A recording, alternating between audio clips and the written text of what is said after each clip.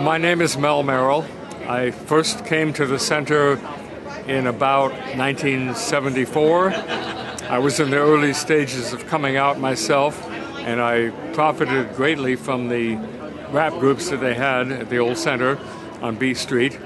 They had men's raps on some days and women's raps on other days, and the men and the women didn't get too close in those days.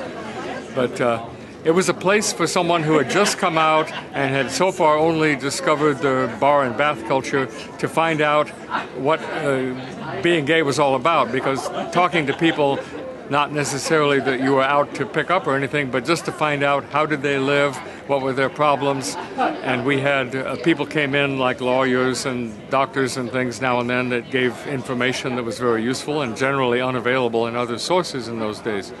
So I attended RAPS for many years.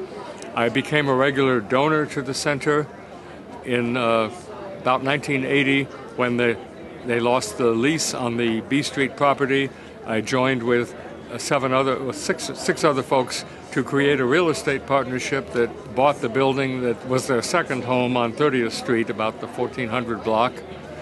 Included the people in that partnership included our first director, Jess Jessup, our second director, Gary Reese, Fred Atchison, an early bar owner, pioneer, and board member of the center, a straight gentleman friend of his, and two lesbians, Mary Jones and Lois Lippold.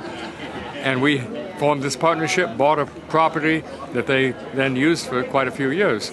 And that's one of my prouder accomplishments in supporting the center. I have gone on to continue to donate to them because I think they are just providing an immense value in services, to the legal services, psychological services, military services. We were a pioneer with people like Bridget Wilson and Jim Woodward in doing military counseling, and San Diego being a very important military town, that was a very important service to be offering.